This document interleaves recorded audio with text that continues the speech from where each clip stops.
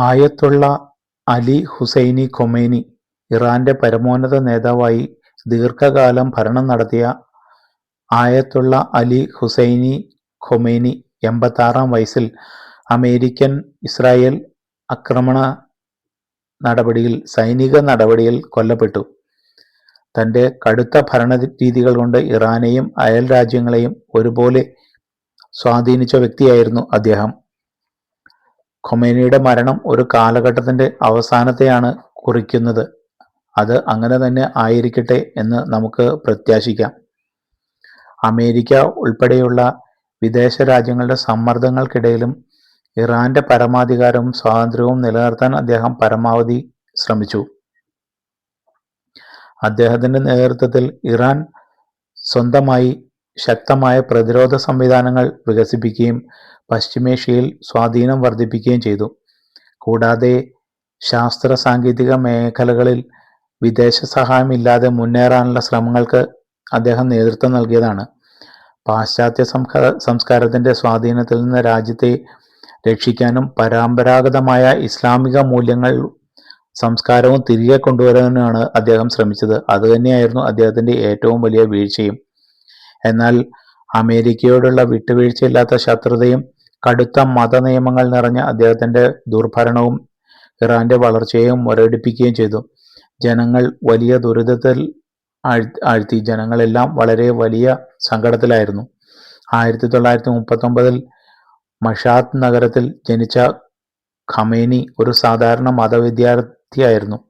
അതിൽ നിന്നാണ് പശ്ചിമേഷ്യൻ രാഷ്ട്രീയത്തിലെ കരുത്തനായി മാറിയത്. 1979-ൽ വിപ്ലവത്തിന് ശേഷം അദ്ദേഹം ഇറാന്റെ പ്രസിഡന്റായി.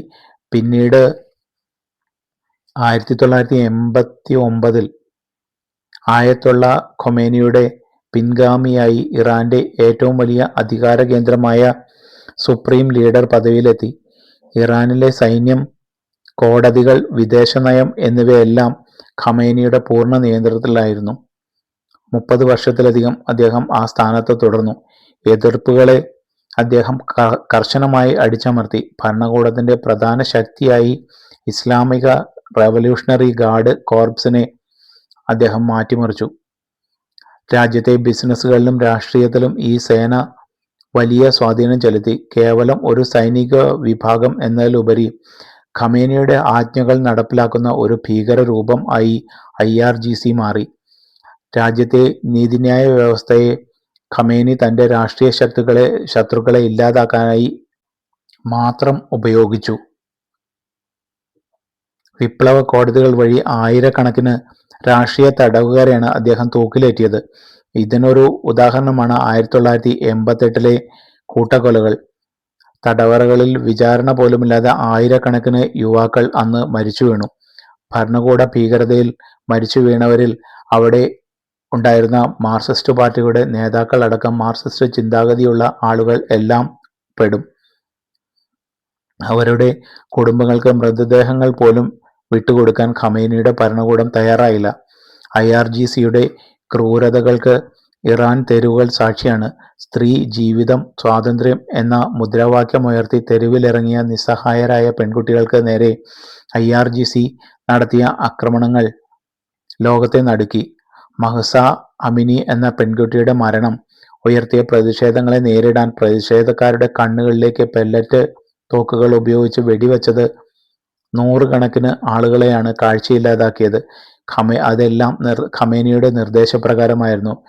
വീട്ടമ്മമാരെയും വിദ്യാർത്ഥികളെയും വരെ അവർ വെറുതെ വിട്ടില്ല. രാത്രി കാലങ്ങളിൽ വീടുകളിൽ അതിക്രമിച്ചു കയറി യുവാക്കളെ പിടിച്ചുകൊണ്ടുപോയി രഹസ്യ കേന്ദ്രങ്ങളിൽ ക്രൂരമായി പീഡിപ്പിച്ചു കൊന്നിരുന്നു. IRGCയുടെ സ്ഥിരമായ ശൈലിയിൽ ഒന്നായിരുന്നു അത്. രാജ്യത്തെ സാമ്പത്തിക മേഖലയും IRGC വിഴുങ്ങി. ഇറാന്റെ മൊത്തം ആഭ്യന്തര ഉൽപ്പാദനത്തിന്റെ പകുതിയിലധികവും നിയന്ത്രിക്കുന്നത് ഈ സേനയുമായി ബന്ധപ്പെട്ട കമ്പനികളാണ്. ജനങ്ങൾ പട്ടിണിയിലാകുമ്പോഴും IRGC തലവന്മാർ ആഡംബര വാഹനങ്ങളിൽ ആഡംബര ജീവിതമാണ് നയിച്ചത്. ഖമേനിയുടെ മകൻ മുജ്തബ ഖമേനിയെ പോലുള്ളവർ തിരശ്ശീലയ്ക്ക് പിന്നിലിരുന്ന് ഭരണചക്രങ്ങൾ തിരിച്ചു. വിയോജിക്കുന്ന ആരെയും അല്ലാഹുവിന്റെ ശത്രുക്കൾ എന്ന് മുദ്ര കുത്തി വധശിക്ഷയ്ക്ക് വിധിക്കുന്നത് ഖമേനിയുടെ ഭരണത്തിന്റെ സർവ്വസാധാരണമായിരുന്നു. തന്റെ അധികാരം സംരക്ഷിക്കാൻ സ്വന്തം ജനതയുടെ ചോരയൊഴുക്കാൻ ഖമേനി ഒരിക്കലും മടിച്ചില്ല. ഖമേനി സാമ്പത്തിക പുരോഗതിയേക്കാൾ തൻ്റെ ആദർശങ്ങൾക്ക് ആണ് മുൻഗണന നൽകിയത്. ഇത് രാജ്യത്ത് അഴിമതിയും ദാരിദ്ര്യവും വർദ്ധിപ്പിച്ചു. ഉപരോധങ്ങൾ കാരണം ജനങ്ങൾ കഷ്ടപ്പെട്ടു. മികച്ച ഭാവി സ്വപ്നം കണ്ട ഇറാനിലെ യുവാക്കൾക്ക് ഖമേനിയുടെ ഭരണം നിരാശയാണ് നൽകിയത്. ഇപ്പോഴും ജനങ്ങൾ ഇതിൻ്റെ വേണ്ടി എപ്പോഴെങ്കിലും തെരുവിലിറങ്ങിയെങ്കിൽ തോക്കുകൾ കൊണ്ട് അവരെ നേരിട്ടു. 1979 വിപ്ലവത്തിന് മുൻപ് വളരെയേറെ സ്വാതന്ത്ര്യവും പുരോഗതിയും അനുഭവിച്ചിരുന്ന ഇറാൻ ഇന്ന് കടുത്ത നിയന്ത്രണങ്ങളാൽ ശ്വാസം മുട്ടുന്ന അവസ്ഥയിലാണ്. അന്ന് അന്താരാഷ്ട്ര തലത്തിൽ അംഗീകരിക്കപ്പെട്ടിരുന്ന സാമ്പത്തിക വളർച്ചയും സ്ത്രീകൾക്ക് ലഭിച്ചിരുന്ന വിദ്യാഭ്യാസ, തൊഴിൽ സ്വാതന്ത്ര്യവും ഇന്നത്തെ ഭരണത്തിൽ സ്വപ്നം മാത്രമായി മാറി. ധാരാളം എണ്ണസമ്പത്തും മിടുക്കരായ യുവാക്കളുമുള്ള ഇറാൻ ലോകത്തെ മുൻനിര രാജ്യമായി തുടരേണ്ടതായിരുന്നു. എന്നാൽ മതമൗലികവാദത്തിലൂന്നിയ ഖമേനിയുടെ ഭരണം ആ രാജ്യത്തെ സമ്പൂർണ്ണമായി തകർത്തു എന്നതാണ് വാസ്തവം. ഖമേനിയുടെ ഭരണത്തിന്റെ അവസാനമായപ്പോഴേക്കും ഉപരോധങ്ങളും തെറ്റായ സാമ്പത്തിക നയങ്ങളും കാരണം രാജ്യത്തിന്റെ സമ്പദ് വ്യവസ്ഥ തകർന്നു തരിപ്പണമായി. സമ്പന്നമായ ഇറാന്റെ സാധാരണക്കാർക്ക് തൊഴിലും ഭക്ഷണവും ലഭിക്കാത്ത അവസ്ഥയായി. ചുരുക്കത്തിൽ മതപരമായ മൗലികവാദം ഒരു വലിയ രാജ്യത്തെ സംസ്കാരത്തെയും സാമ്പത്തിക അടിത്തറയെ തന്നെയും നശിപ്പിക്കുന്നത് എങ്ങനെ എന്നതിന്റെ പൂർണ്ണ ഉദാഹരണമാണ് ഇറാൻ. അമേരിക്കയെ ശത്രുവായി കണ്ട ഖമേനി ലെബനനിലെ ഹിസ്ബുള്ള ഉൾപ്പെടെയുള്ള പല ആയുധധാരികളായ സംഘങ്ങളെയും വളർത്തിയെടുത്തു. ഇത് പശ്ചിമേഷ്യയിലെ നിരന്തരമായ യുദ്ധങ്ങൾക്കും അസ്ഥിരതയ്ക്കും കാരണമായി. ഇറാൻ തീവ്രവാദത്തെ പ്രോത്സാഹിപ്പിക്കുന്നു എന്ന ആരോപണത്തിനും ഇത് വഴിവെച്ചു. കൂടെ അണുവായുധങ്ങൾ നിർമ്മിക്കാനുള്ള അദ്ദേഹത്തിന്റെ താൽപര്യം ലോകരാജ്യങ്ങളെ ആശങ്കയിലാഴ്ത്തി. ഇത് ഇറാനുമേൽ കൂടുതൽ ഉപരോധങ്ങൾ വരുത്താൻ കാരണമായി. അമേരിക്കയെയും പാശ്ചാത്യ രാജ്യങ്ങളെയും എതിർക്കുന്ന ആരുമായും അദ്ദേഹം കൈകോർത്തു. റഷ്യ, ചൈന തുടങ്ങിയ രാജ്യങ്ങളുമായി ഖമേനി വളരെ അടുത്ത ബന്ധം പുലർത്തി. ജനങ്ങളുടെ ജീവിതം മെച്ചപ്പെടുത്തുന്നതിന് പകരം അമേരിക്കയുമായുള്ള പോരാട്ടത്തിനാണ് അദ്ദേഹം മുൻഗണന നൽകിയത്.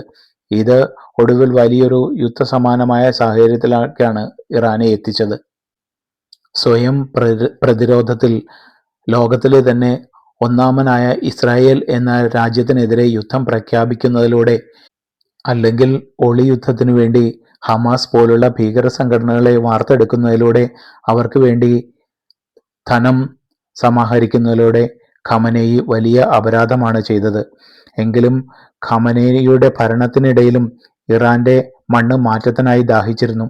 അടിച്ചമർത്തലുകൾക്കിടയിലും സ്വാതന്ത്ര്യത്തിനു വേണ്ടിയുള്ള ഇറാന്റെ തലമുറയുടെ പോരാട്ടം ശക്തമായി തുടർന്നു.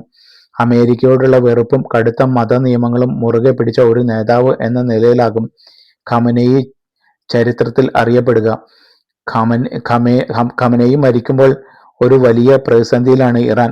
ഖമനേയിയുടെ മരണം ഇറാന് പുതിയ തുടക്കത്തിനുള്ള അവസരമാണ് നൽകുന്നത്. ഈ ഇരുണ്ട കാലഘട്ടം അവസാനിക്കുമ്പോൾ ഇറാൻ വീണ്ടും വലിയ മാറ്റങ്ങളുടെ പാത തുറക്കുകയാണ്. അടിച്ചമർത്തലിന്റെ പാത വിട്ട് ജനം ആഗ്രഹങ്ങൾക്കനുസരിച്ച് ലോകത്തിന് സമാധാനവും ജ്ഞാനവും നൽകി ഇറാന്റെ മഹത്തായ ചരിത്രം വ്യക്തി സ്വാതന്ത്ര്യത്തിന്റെയും ഐശ്വര്യത്തിന്റെയും പുതിയൊരു പാതയിലേക്ക് ആ രാജ്യം നയിക്കുമെന്ന് നമുക്ക് പ്രതീക്ഷിക്കാം.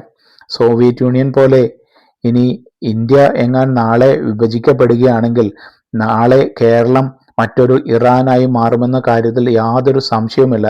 കേരളത്തിൽ ഇഷ്ടംപോലെ ഖൊമേനിമാർ അവസരത്തിനായി കാത്തിരിക്കുന്നുണ്ട്. അതിനുവേണ്ടിയുള്ള പടയൊരുക്കത്തിലാണ് അടുപ്പുകൂട്ടി ചർച്ചകൾ അല്ലെങ്കിൽ PFI പോലെയുള്ള സംഘടനകൾ രൂപീകരിച്ച് മുന്നോട്ട് പോകുന്നതിന് വേണ്ടി ഇവിടെ ശ്രമിച്ചുകൊണ്ടിരുന്നത്.